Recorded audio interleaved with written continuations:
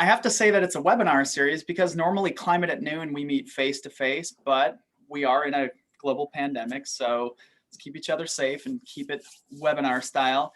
Thanks for coming today. I'm so thrilled to introduce our first presentation, our first presenter of this semester, Dr. Sumit Vij of Wageningen University in the Netherlands, who is a very prolific scholar and a dear friend of mine for many years. Dr. Vij is a postdoctoral researcher at the Public Administration and Policy Group in Wageningen University and research. His research interests are in the thematic areas of climate governance, power and politics, and transboundary water politics. Today, just summed up very, very briefly, he'll be discussing participation and gender in climate change adaptation policy in Nepal. So without further ado, let's welcome Dr. Sumit Vij. Thank you so much for coming today. Thanks, Ryan. Thanks a lot. Thanks, everyone.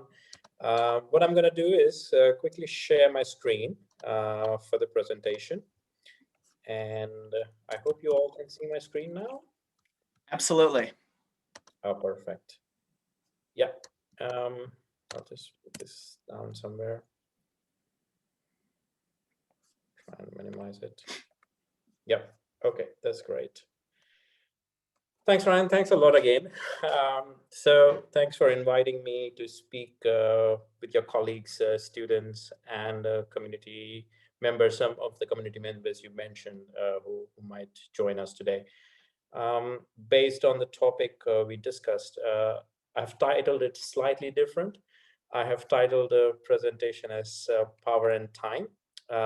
This is purely because I feel I'm going to talk about climate policy-making processes, how women is involved in that or how they are not involved in them, what role do they play, and how does it influence the temporal dimension of the policies, because we are talking about such an important topic of climate change.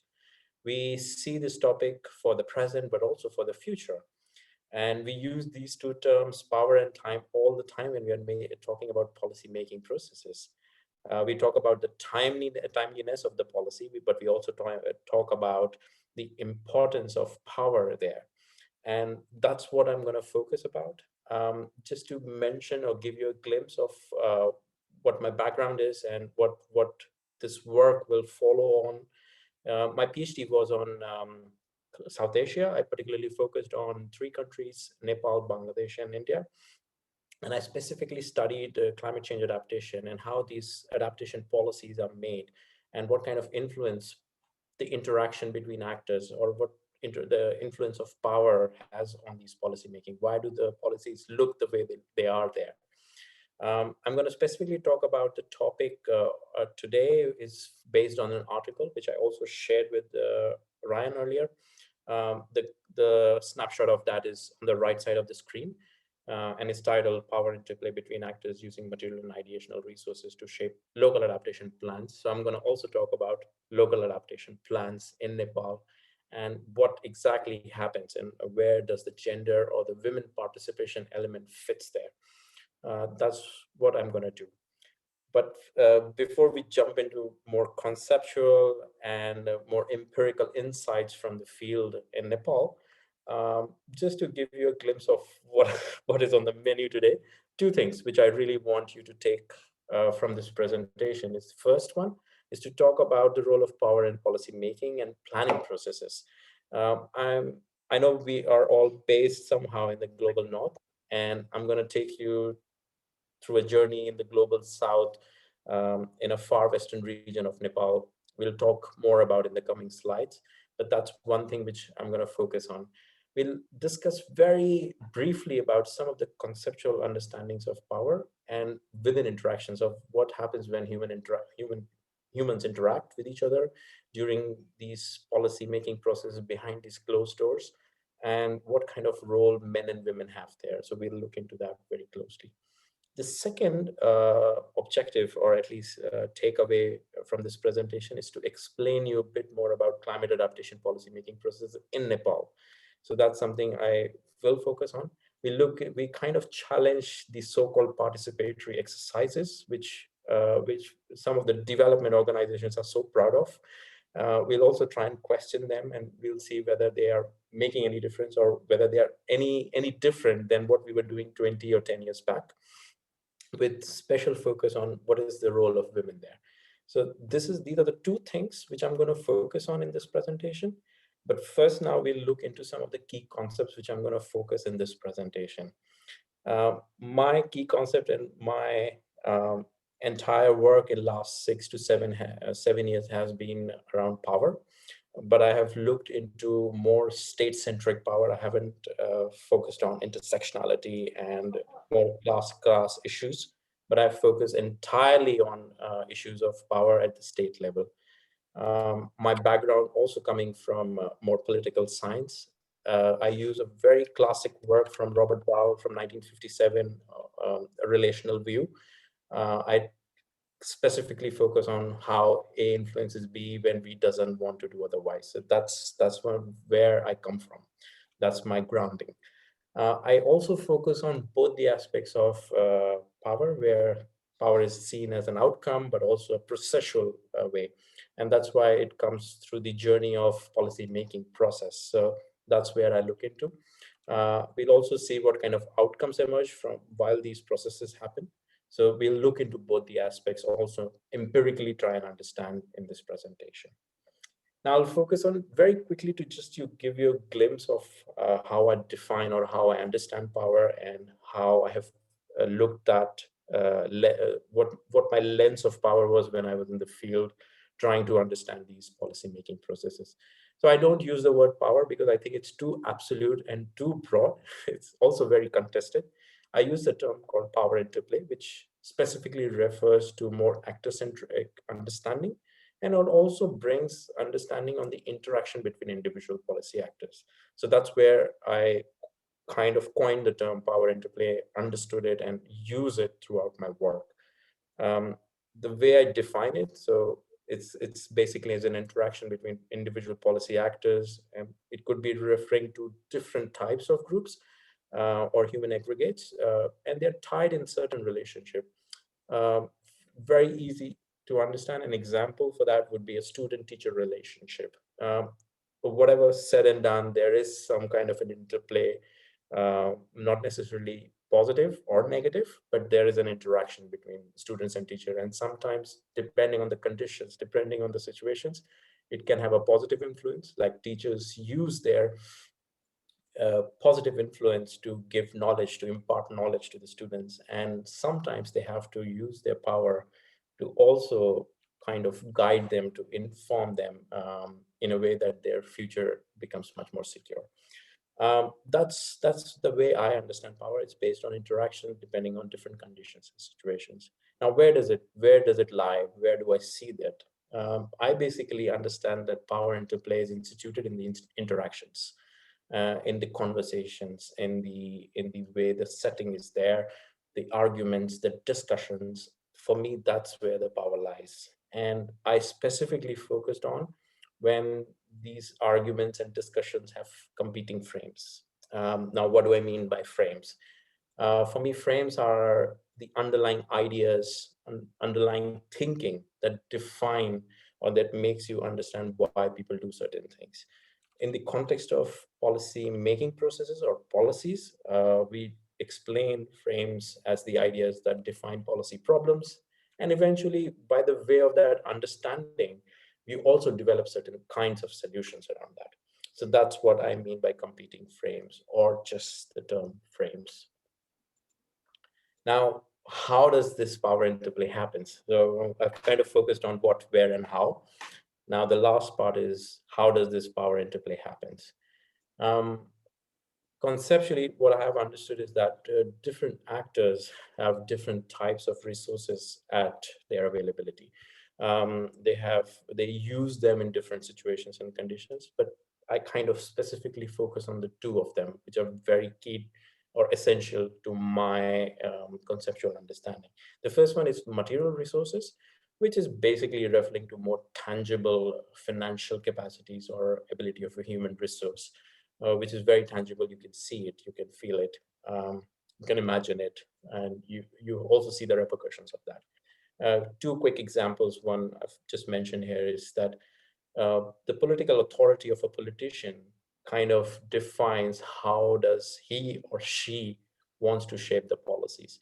A lot of times we see that in the global south particularly, we want to build roads, or we want to build dams, or we want to build infrastructure which can bring them electoral advantage, because that's something people can see. People can realize that the politician has delivered as per the promises. On the contrary, sometimes financial capacity is also seen as material because it's very tangible in nature. Many a times, different institutions demand reforms, even government or non-government organizations demand reforms in order to provide financial capacities. So it's much of a give and take. I'm not saying that this material resource is always used for a negative connotation, not necessarily. Many times material resources or political authority is used to bring positive change. And that also, like we see the change of tenures from one government to another, it's a kind of a change in material resource, and sometimes it brings a lot of positive changes. And we can see or realize that across the world in different political capacities. The second important resource which I would like to focus on is the ideational resource. Now, this is basically the ability to master, adapt, and utilize knowledge, information, narratives, the power of ideas to shape policies. But I kind of focus within the ideational resource on two elements. One is very cognitive in nature, and the other one is more normative. Now, to simply explain this, cognitive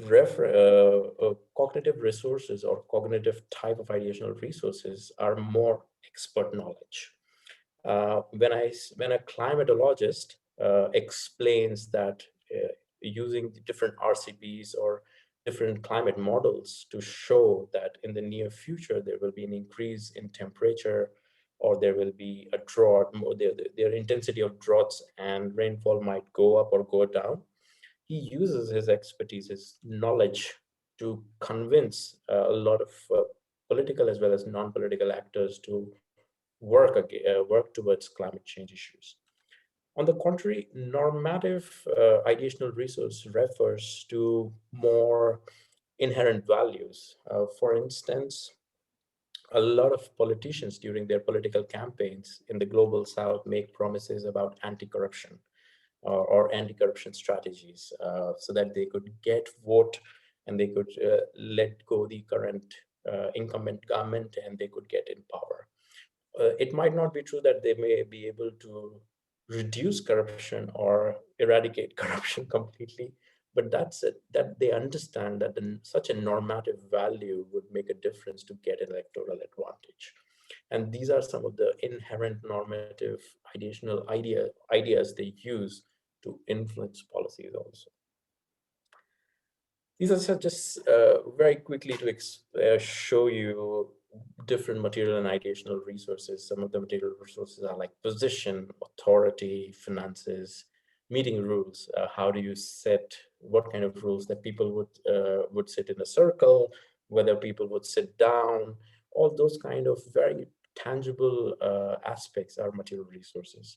Humans itself are tangible, and they are also considered material resources. On the contrary, ideational resources, like I said, are like ideas, narratives, their knowledge, and it depends on how do we use them in different conditions and situations. Now, what I'm going to do is, taking these as some of the basic concepts, I'm going to take you through my case study, and we'll see how we use them to understand policy-making processes, and particularly the aspect of women participation in that. I worked in the far western region of Nepal. If you see this map, it's the Dialect district, which falls under high vulnerability ranking. And this ranking or this mapping exercise was done by the government of Nepal especially the Ministry of Environment in 2010 when they were preparing the Napa for Nepal for the first time. Interestingly, Nepal is considered to be a pioneer in developing the local plan for adaptations. They were the first one in the world to develop such plans. What they have also done, interestingly, is when the climate policy was formulated in Nepal, they mentioned, and they categorically mentioned, that 80% of their funds would go at the local level. When I say local level, it means at the municipality level. Please don't get confused when I say municipality. They have both rural and urban municipalities in Nepal. It's a confusing word, but that's how the new federal structure of Nepal is kind of created. What I've done is that I was part of a team which was representing the government of Nepal. They were asked to redesign the LAPAS in 2000 after 2015 constitutional changes. I'll give you a bit more context in the coming slide about it. And for me, I wasn't allowed to interview or to speak to the members of any of the meetings where LAPAs were developed. Being a foreigner, that was one of the restrictions for me, but I was allowed to observe. I was allowed to record the meetings and use it for my research. Now, I'll just give you a bit of a political and a policy context of Nepal. So some of you might know, and if not, that's absolutely correct. Nepal is one of the newest democracies in the world. It gained a democratic country label only after 2006, when the peace accord between the Communist Party and the monarch of Nepal was signed. I call it as a loud democracy. The reason is that there is always a protest going on in Nepal. Every nook and corner, you will realize that there is some kind of a protest. It's always on. People are unhappy about a lot of things, which is part of an evolving democracy, I would say. Interestingly, the constitution of Nepal is also evolving. And to give you an example, they don't have very stable governments. In the last 8 or 9 years, I would say, at least 7 to 8 governments have changed in Nepal since 2010. So it's a very interesting time for Nepal, but also a very difficult time. So they are churning that process of developing a stable constitution, but also very closely, they are developing a very strong administrative structure. This is particularly the reason a lot of changes at different levels of governance is also happening. And also you could see, if some of you have that experience, but in my understanding, there's a lot of conflict between the bureaucracy and politicians, because politicians are changing every few years, especially politicians who are in power or who come in power, but the bureaucracy is still very stagnant in Nepal. So those kind of issues are very, very prominent in Nepal. It's changing drastically, but it's tough time, and I really hope that this Nepal would turn into a stable democracy soon. On the other aspect, the 2015 earthquake has brought a lot of changes in Nepal. Prior to 2015, Nepal had a very big focus on climate change and climate change adaptation. But since the 2015 earthquake, the large focus of Nepal has moved toward disaster risk reduction.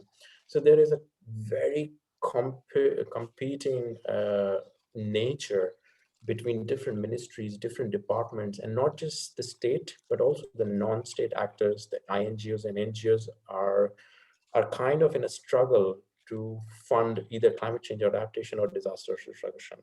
But what is also happening is they are trying to integrate the two also. So you will see in the coming slide that I will give you an example where different people are referring to climate-induced disasters, which is a right term to use, but the people at the local level might get confused many a times when they're talking about these two different things. And sometimes at the local level, they say they all are the same thing. It's just the terms which we play about. So it's very interesting in that case, but at the national level where the funds are channelized, I have this issue of where to channelize those funds and for what purpose. Before we go to some of the key findings or some of the interesting findings I made, I would like to give you just a glimpse of how these meetings look like. They generally are for 6 to 8 hours in a day, and they are basically divided on 3 exercises. First round of exercises based on giving a brief introduction about the meetings, what is their aim, what is climate change adaptation, what are they looking for to achieve during the day. The second part of the exercise goes on with the risk assessment, what kind of disasters or climate-induced disasters are affecting the local people. They do a risk analysis. They do a ranking exercise based on how different communities are affected. They rank them based on social, economic orders. And the last part of the exercise is based on developing or generating adaptation options from the community, and that goes into the local adaptation plans. This is how the structures are made. Just to give you a glimpse, you would see there are very few women in this picture, but this is how the representation between men and women work in Nepal. At least that's what has been my experience in the last few years. You would also see that, very interestingly, the women participation is not just in terms of number very less, but during the exercise also, you would see that some of the women are not even interested or not even invited to participate. So that is also very, very common aspect of in terms of participation, which we see in Nepal. I would not generalize it to all the planning and policy exercises in Nepal, but at least my experience on climate change adaptation has been so. Just to give you a bit more context about these meetings where these plans are made, these meetings are basically supported by the Nepalese government, and mostly a consultant has been, or a group of consultants are hired, and they are the ones who facilitates the entire process, where local politicians are invited, bureaucrats, the municipal level bureaucrats are invited, community representatives are there, along with the local NGOs and INGOs who will play a bigger role in implementation of these plans. What I did, I mentioned this already, I made very detailed notes on terms of observations, but also I recorded the entire meetings just to understand how people interact with each other, or what kind of agreements are there, what kind of disagreements are there, to understand how this power works between different types of actors, how women are kind of very strategically segregated, why they are not included, what happens when they are not included in these plans. All those things we'll just quickly share in the coming slides. Now, this is what the kind of conversations happen in these meetings. These are, of course, translated, so bear with me if they are a bit longer, but this is an interaction between a facilitator and a local politician, and what happens eventually is the key interesting aspect of it. So if you see the first excerpt, it says that the facilitator basically is explaining what they really are here for, what kind of planning exercise is this. And he kind of mentions that there are 3 major disasters in this area: the landslides, the flood, and the drought. And he talks this in the order of disasters. The landslide is a landslide-prone area, the far western region, Nepal, the Dailak district. And he clearly mentions that through your input, it looks like that the disaster have affected agriculture, livestock, and water availability in the ward. Most affected group are Dalit. This is based on the risk assessment and the ranking exercise. And he also mentions which part of the village or the ward is affected. It's the hill slopes. And then he wants the local politician or the group of people to confirm it. What local politician then make a response to this is that, yeah, that is correct, but we can solve this problem. He immediately jumps up and he comes up with a solution. He then kind of goes and in explaining that he has experienced or have seen similar kind of problems in another district in Nepal, and they have planted a lot of trees, which is correct in some ways, because adaptation, it could be considered as planting trees can be considered as an adaptation strategy, especially on the hill slopes, because it could reduce the soil and water erosion. However, the local politician is focusing more on planting trees in the school. And this is particularly because of his insights about adaptation, which can be limited, but also he feels that people would have much more visibility in the school when the trees will get planted. He's thinking more strategically about getting electoral advantage in the next elections. Contradicting that, the facilitator comes back and he says that the donor agency and the government is giving money to spend on climate-related disaster activities and not planting trees in the school. So he kind of disappoints the local politician, which also I could explain further is that some of the politicians in this meeting left it half away because they felt that they were insulted, they were not listened appropriately. So these are the kind of interactions when two strong-headed or two powerful people interact. It also shows, if you see the analysis, what I've done is that these are two competing frames. The local politician is thinking from the lens of development. They're very happy when suggestions like stone bunting, gabion walls come to protect soil and water erosions because they can show these tangible infrastructure to get electoral advantage. On the contrary, there was no discussion in the entire meetings, neither from the facilitator, neither from the local politician about building capacity of the men and women to understand climate change adaptation per se itself, and to also explain them the short-term, medium-term, and long-term impacts of it. I think this is one of the crucial things which I felt was missing from both the facilitators and the local politicians.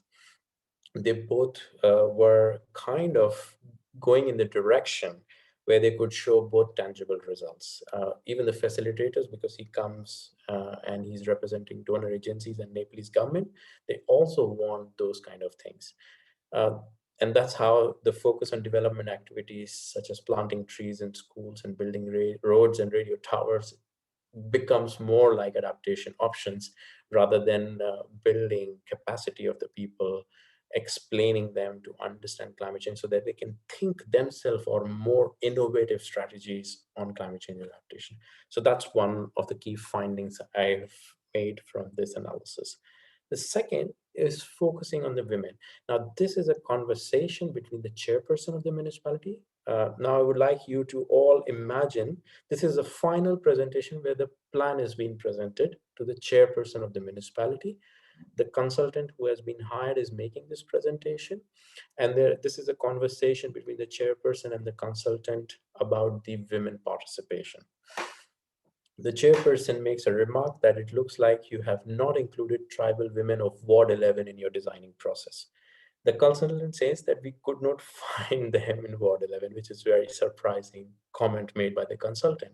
In response to that, they said, the chairperson replied, he said that, but it seems that you did not even go to the tribal habitation. There are some tribal women in Ward 11. It is important to include them in the planning process as they are the ones who are most vulnerable, highly dependent on the natural resources. Men have migrated from the villages, therefore women need to participate and can plan for the future. Even such a nuanced understanding is there with the chairperson.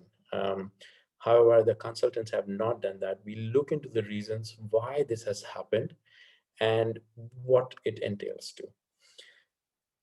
I will first go to the second point of the challenges to the women participation in this entire week process of preparing a local plan for the Dialect municipality. The first one is that there is not enough time and money invested in community mobilization. We all know Nepal has a high male migration. Women are left back to take care of the agriculture as well as the households. You need sufficient time before there is these kind of planning processes to explain these women, why is it important for them to come and invest in it? That has never been done, at least to my understanding, because it's very simple, because the budgetary allocation for community mobilization is almost negligible. Second, there were only two male mobilizers. Sometimes there's a big hesitation in these isolated communities for male mobilizers to reach out to female-headed or temporarily female-headed households. They would mostly reach out to the existing politicians, NGO representatives working in these local areas to come and represent in these planning processes. The third element which I kind of recognized here was that the meetings were always organized in the morning hours. Morning hours, when I say, it's very early morning, 7:30 the meeting starts in Nepal, and it would end by the afternoon, because these are mountainous regions. People like to go back to the houses, especially male would like to go back to their houses by 3 or 4. So the meeting starts very early. Women cannot attend early morning meetings, especially when they have little children as well as elderly to take care. The last one, which was one of the key factors, I would say, was that higher caste and male domination in the meetings was very prominent. Most of the after every meeting, I would collect the list of participants, and I helped my translator to identify their caste, and they were all either Brahmins or Kshetris or Nevaris, which are all higher caste people.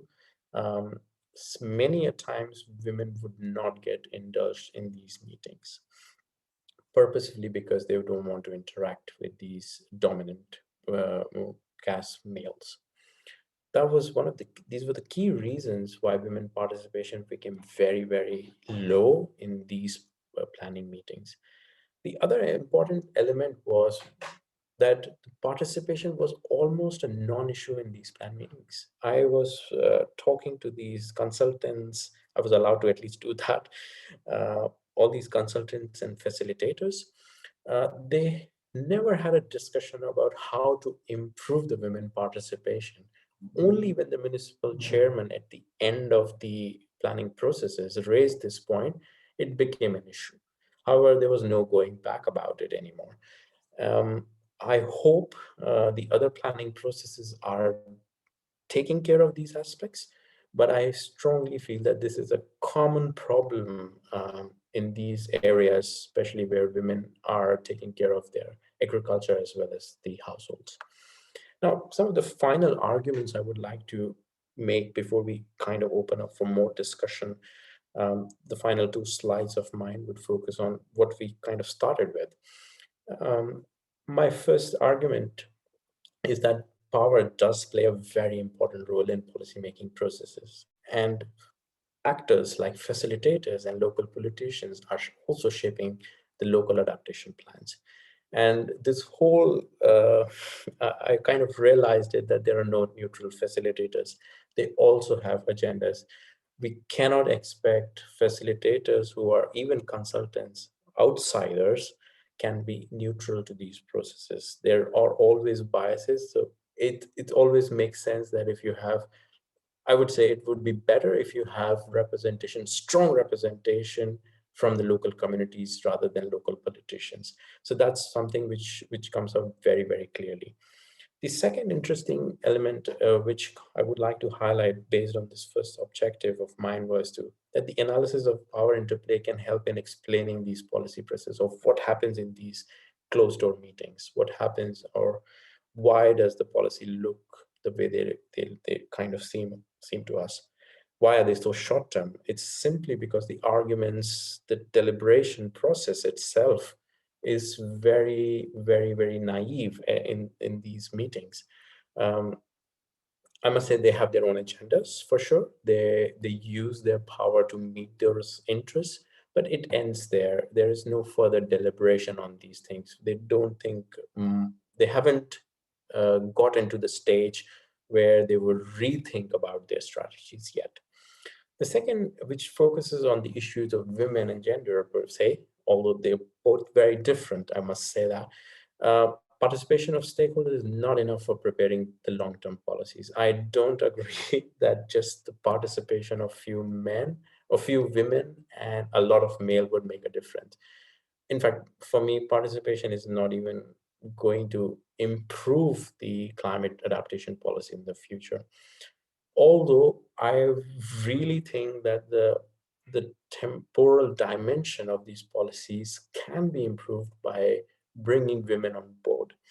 That's something, it's very simple for me as an understanding based on my future research or current ongoing research and my conversations with these uh, women in rural areas, in Nepal particularly.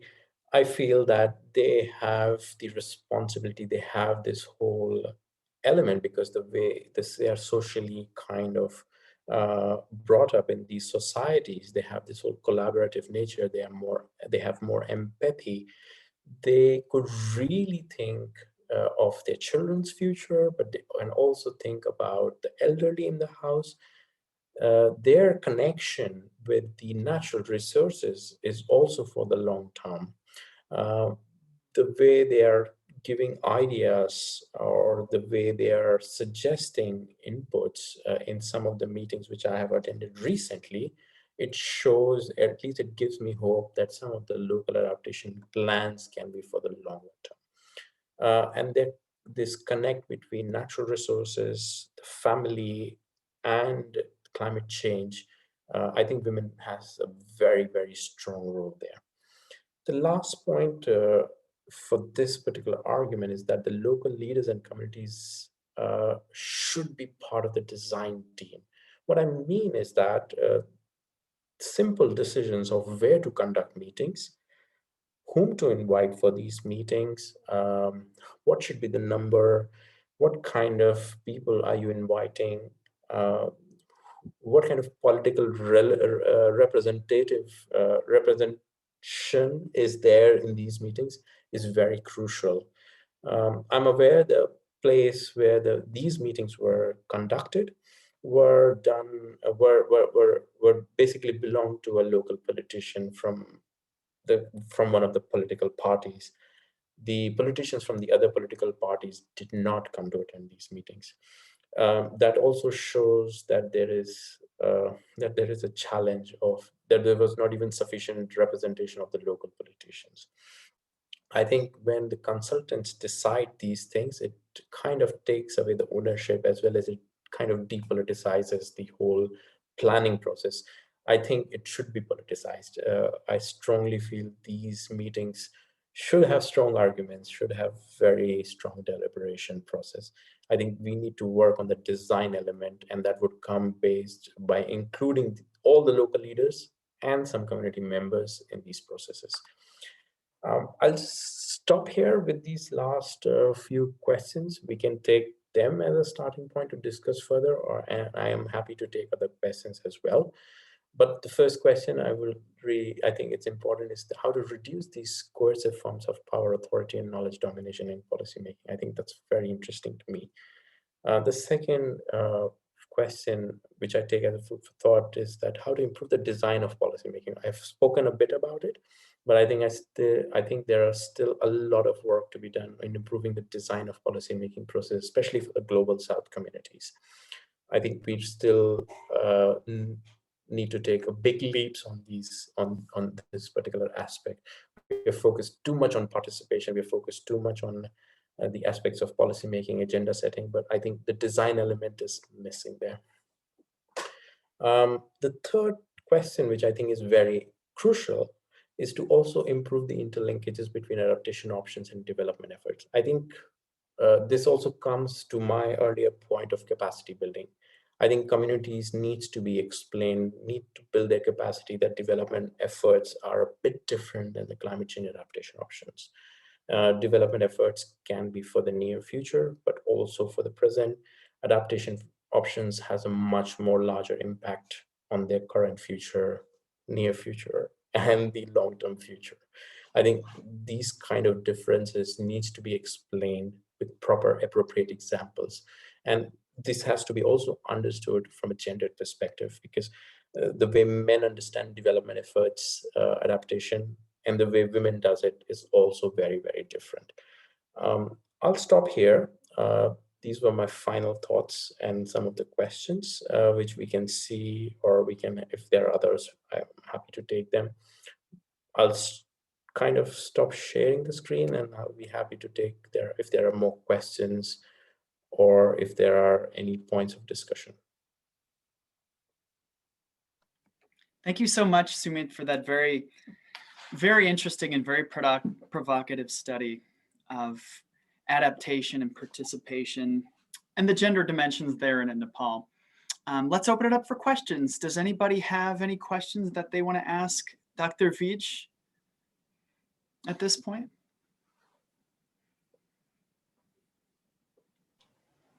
Yeah. Hey, Dr. Vij. Thank you very much. That was an excellent presentation, and I appreciate the international context. You know, here in Marquette and the UP, we don't get a lot of that, and it's nice to see something from outside our area, and get something that's makes us see the whole world. But and I understand the importance there that you're stressing of getting a diverse group of people at the table and being inclusive and all that. And so that's a nice takeaway from this. Specifically, I was wondering, in the case where the politician suggested, let's get into more tree planting, but then he kind of focused it over into the school area, where that didn't really make a lot of sense, but it kind of scored him some points politically, he figured. Instead of the consultant or the facilitator kind of trying to pull him back over into what's going to make a difference adaptation wise, and kind of him feeling shut down maybe, and like you said, some of them were leaving halfway through because they sort of felt insulted. Would it be better to kind of just hear those ideas, but maybe as they're and like kind of collect those comments as they're coming in, but knowing that they're not really necessarily going to make it into the final plan? Is that a better route, or what would you say there? That's a very interesting point you made. And, I wanted to, it's also the lack of time we have, but what I also wanted to share there was something interesting, that instead of telling him that this is not the idea or this is not our plan, you could have explained or further deliberated, further discussed that what do you think of not planting trees in school, but on the hill slope? Why was it not pursued further? And this is where I question, and that's why I particularly mentioned that these facilitators and consultants, what's their capacity? What do they think? How do they pursue these arguments is very, very important. I'm not saying I would have done better, but I think it's a process where you need to deliberate further. You can't shun anyone down. You can't ask someone to just say that your idea is bad, we're not going to do that. And so you're absolutely right that you could have heard him further or argued with him further and gave more ideas. I would have been more happy if the facilitator would have said, let's think of something which is for more longer term for the people living on the hill slopes, rather than for teachers and students who already have a school wall and the school there for them. If that direction would have been taken, I think it would have been much better. So you're absolutely correct that yes, there were much better ways of doing things. And that's why I was kind of questioning the facilitator, that why would you just not take this discussion further? This is an interesting point he has made. He has seen based on his observations and his experience. Why would you not take it further?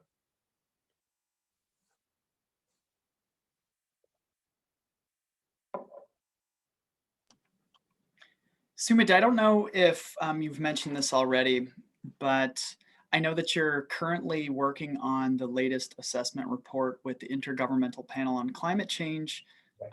Their chapters on water and gender. So maybe you can discuss how you see this case study fitting into that larger trends, that global context of studying climate change across the world. Yeah, across multiple contexts. now that's a good point you made. I cannot share the specific findings, but yes, I would definitely like to touch upon what this kind of study relates to that. So what I was trying to emphasize in one of my slides is that we need a better understanding of these interlinkages between the development efforts and climate change adaptation. This is absolutely missing in our work currently. Even the literature is very, very limited, which has brought this connection between various adaptation options for water as well, and connecting it with some of the SDGs. And if we specifically focus on SDG 5, which is based on gender, that connection is missing right now. We have tried as a big team of almost 20-25 authors, we have tried to make an effort to understand the state of the literature right now. And it seems not very promising, frankly speaking. Another interesting element of my work, which I could take it to this assessment, was relating to the participation of women particularly. A lot of literature currently do specify that there is a need for women to get involved in these planning processes, but they haven't further elaborated, or they have not further defined or explained the ways the women can get involved and bring those solutions on the table. I think that is also one of the key missing elements in the adaptation literature currently. Going back to this interlinkage between SDG, the Sustainable Development Goals, and adaptation options, particularly when we talk about water, which also brings a larger issues of disasters, floods, river sharing, all those elements. If I talk about the weakest point or the weakest link was on the issues of transboundary waters. When we talk about transboundary waters, we always talk about nation states. We also always talk about the politics at the national level, at the regional level. But the question arises that the local communities, especially women living across these rivers, have to face a lot of challenges, and that has not been discussed. Women living in Bangladesh and women living in India face these challenges. That has not been discussed in the water literature yet. The interlinkage, the goal 6.1 and the SDG 5 and the various targets of SDG 5, there is no connection between the two. Another impression, I was reviewing a recent report I'm also a reviewer to the IPCC report. I was looking at the water chapter. Of course, the gender chapter, there is a special chapter on gender, which will come through, I hope so, if the review is accepted. But this element of transboundary water is also missing from the gender perspective in the current water chapter. So there is a lot to be done, I must say, in the IPCC reports. I hope we get a next assessment cycle based on if there is more funding for that. But I hope we could focus on these missing links in the next assessment cycle.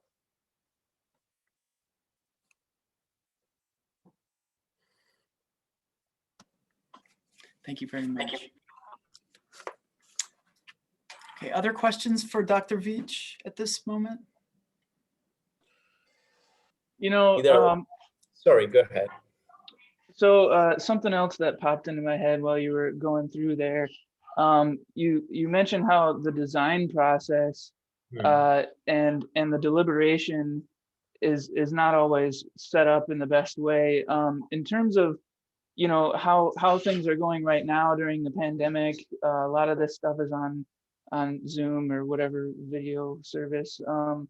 you know, we've got these, we've got a setting like this, or there's like breakout sessions, and if you were to, you know, try to gather public input in that kind of scenario, how would you run that? How would you make it so that it's not just folks, you know, putting their 2 cents in, but it's more, you know, what would be a better structure there? Yeah. If I need to be very frank here, I don't think so the Zoom would work in the places I went. There is no internet. There's no stable internet connection there. However, to respond to your question about what kind of design processes we can look, or what kind of design strategies we can use, I think we need to, I think this was one of the suggestions made to the DFID, which was a funding agency who was supporting local adaptation plans. One of the key things they mentioned was that to increase the community mobilization budget, as well as the time of the people who would mobilize them. So that's the first step to go about it, to increase budgetary allocation for these, not just for making the plans, but to prepare how to make the plans. So that's the first step. The second step is to spend more time in these communities to build sufficient rapport with the communities so that they come and participate in these meetings. If you go just for a week to these areas and you expect people to turn up, that's not going to happen. That is not at all going to happen. So you need to put, and that's the second point of that. So financial allocation is important, but also to put the time to mobilize the community sufficiently, especially women. They would not come for these meetings leaving their household chores. Their material resources are much lesser as compared to men. So that's very, very essential to understand. The third strategy which you can use to improve these planning processes is to take community understand and plan your meetings in neutral venues. Neutral venues could be temples, could be mosques, could be community halls, not in a hotel belonging to a particular politician. These are certain steps. We can go on and on with a few more, but these are certain very specific steps we could take to improve the community participation in these scenarios.